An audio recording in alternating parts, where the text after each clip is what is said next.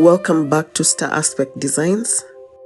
Today we are touring a 250 square meter beauty, a 3-bedroom house with a sleek hip roof, elegantly capped by concrete gutters.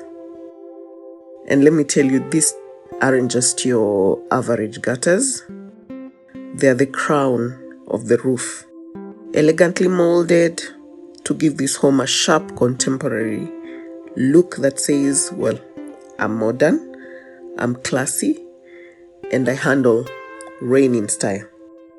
This is the kind of home that balances space, sophistication, and function. It offers spacious living while keeping its design elegant and practical. The ideal plot size for this house is 80 feet by 80 feet. But as I always say, bigger is always better. So let's go through the design and see what makes this beauty stand out. This is the back of the house that you see here. And that terrace there is from the dining area, which you'll get to see in the plan. This is the backyard where you have the kitchen. And then outside you'll have your clothing lines and the kitchen yard. So this here is the kitchen yard, which as usual has the gas gauge and also a small washing area. So here, instead of a sink, we provided the floor washing area. And this pathway leads to the front of the house.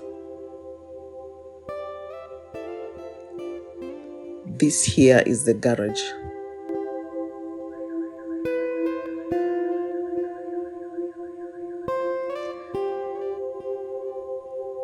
So as you can see, that extension at the top are the concrete gutters that I was talking about. And these concrete gutters cap a hip roof within.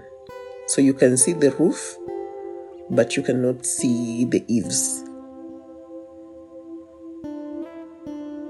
This is the front of the house with the garage and then the porch that also has the entry into the house.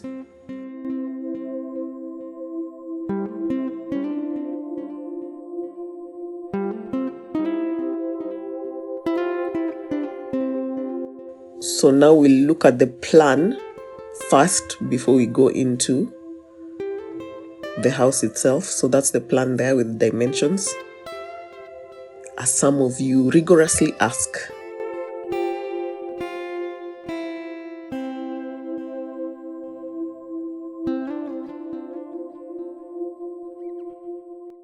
So this here is the ArchiCAD model. I wanted to take you through the roof first. As you can see, this is the hip roof that I was talking about. At the front here, you just have a slab. But all around, it's a hip roof. And then that is a concrete gutter that I was talking about. So when it pours into the concrete gutter. And then the gutter has full borers with down pipes that take that stormwater to a central stormwater drainage. So let's move into the interior and see how the spaces relate to each other. So from the front of the house, here you have your entryway, and then there you have your entry foyer. And also you can enter the house through the garage. So once you park, then you can close the door and enter the house through this door here. And then once you reach the corridor, you have your lounge there, which is a very spacious lounge as always. And then you have your dining area there, your kitchen, which has a pantry at the back here, and then a laundry area there as you get out into your kitchen yard. And then when you come back to the corridor, this here leads to the cloakroom. That's for the visitors. So that makes this area here the private areas of the house. But before we go there, This door that leads to the garage, just beside it, you have a home office, which currently can sit two, but also depending on your arrangement, you can easily sit more or just have it as a one-person office. Luxurious as you want. So once you get to the private areas of the house, you can either have a door there, but I've chosen to leave it open. So once you enter there, that corridor then leads you into the bed space. So you have bedroom number 1 there, and then bedroom number 2 there, and they do share this one bathroom in the center. And then this door here leads into the master bedroom, where you have your walk-in closet, your bathroom, and then your main bed space. So let's go through the individual spaces. So here is the porch. As you saw from the outside, it's quite spacious, and it has the main entrance into the house. And once you enter, so you'll have your entry foyer there, which, as I always say, it's good to have because you want to sit down while wearing your shoes. You want to leave your bag and your coat somewhere, not just dump them on seats as you get into the house. So it offers a bit of flow and practicality. So that's the entry foyer. And then you can enter into the lounge, which is what you have there. And this lounge is quite spacious. You can see it has an L shape, it has a poof there, it has a 3-seater there, and also another armchair on this side. So it is quite a spacious living room. And then on that side, then you have your TV wall. And then here you have your dining area. I should mention this lounge is just stepped. It has one step down just to demarcate it properly from the other areas of the house. And one thing with this design is that you can have it open, and also you can close it up and then have a doorway into the lounge, depending on your style, your needs, and your preferences. So this here is the dining. It is a 6-seater table. And then you have a hatch there from the kitchen that can be used to serve the dining area. Because the kitchen is closed up, you want that easy access for service. This is the doorway that leads into the kitchen. And that is the kitchen there. So once you enter, then you have this breakfast counter here. As I always say, if you have this space, it's good to have a breakfast service area nearer to the door that will not prohibit the workflow within the kitchen. So your breakfast service area is there, and then you have a sitting area here that you can use as a family area, so that while you cook, your kids can be here doing homework, or your spouse doing their work while you chapter stories. That is how I picture, the kitchen. It shouldn't just be a space where someone is away slave. Okay, I don't want to call it slaving, but it shouldn't be a confined space where someone is working and cooking and they're just solo by themselves and they can't associate with other people in the family. That's why I imagine it as a space, a very big space that is interactive. So that is the sitting area there. And then this is the hatch that I was talking about into the dining area. So if you're serving food, you can just pass the food from this area into the dining instead of going all the way from that door into the corridor to the dining. And then you have your cooker there, you have your sink there, and then this is a very wide window that will be able to light up that whole space. And then here you have your microwave, tall cabinet, you have your double door fridge. So depending on what fridge you have, you can easily customize that cabinet there. And then this doorway here, it's an open doorway that leads into this section here, where this door leads into the pantry, where you can have a chest freezer and other storage cabinets and shelves. And then here is the laundry area, where you can have your washer dryer if you want, or just a washer. And then the counter space can be used as an ironing counter, and then you can have hangers at the top. And then this door leads you to the outside, to the kitchen yard, where you can have your gas gauge and then a washing area to the side there. And I should mention the gas gauge, I always like it in close proximity to the gas, to the cooker, but if that's not possible, then during construction, you make sure that your piping follows the slab to this outside area here. So what you're left is just an inlet or outlet on the wall.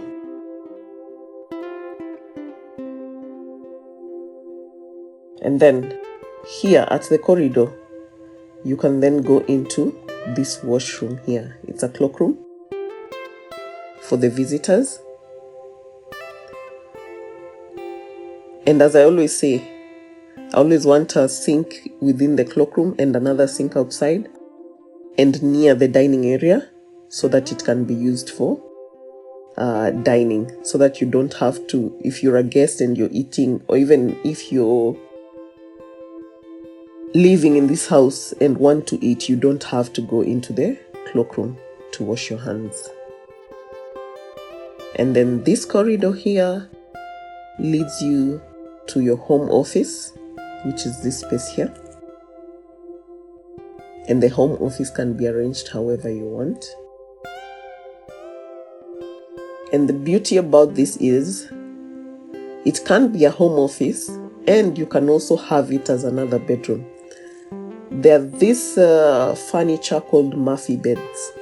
So a Murphy bed is a bed that you can put it up on the wall and then pull it down. And it can be such that when you pull it up on the wall, then you can extend a desk from it. So it can be very functional in terms of, if you have guests, it can be used as a bedroom, but it can also be used as an office.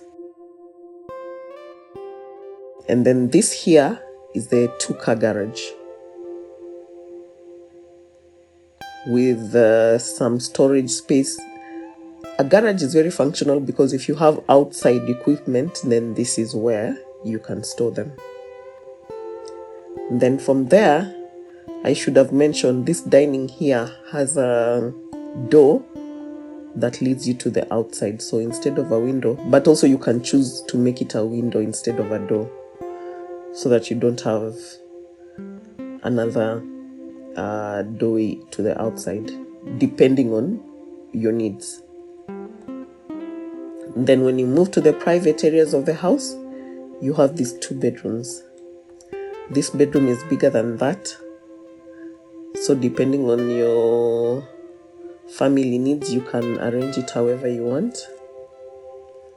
I like this arrangement because it offers a lot of storage.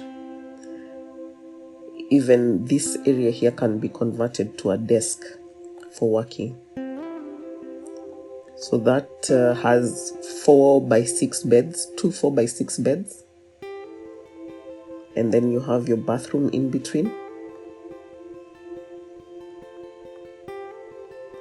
And then the other bedroom, which is this one here. with a 5x6 bed.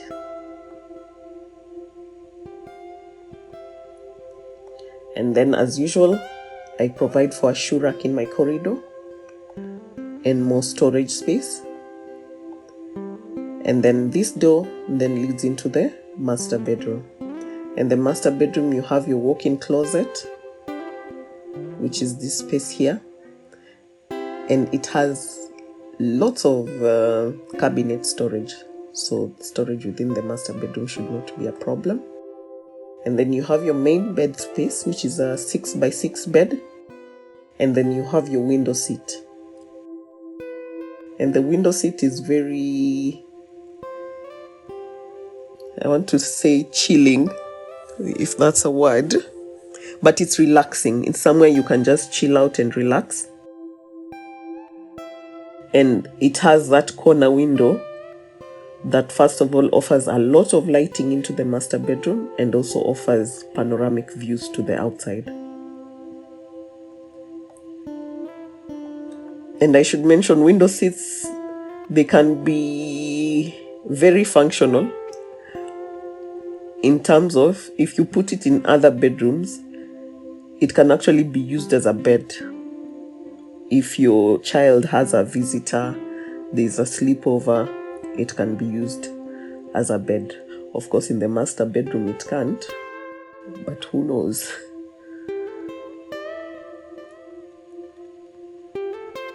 So here, you can have this wall as a TV wall, or you can also have it as, you can use it as a dresser. And another thing, instead of having it as a TV wall, you can also add more cabinets within that space. So the choice there will be yours.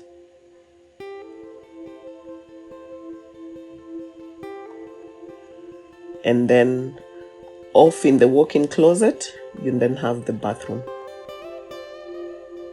which is that space there, where you have your his and her sink, you have your shower area, and then you have your water closet, your toilet. So let's look at the plan again in totality.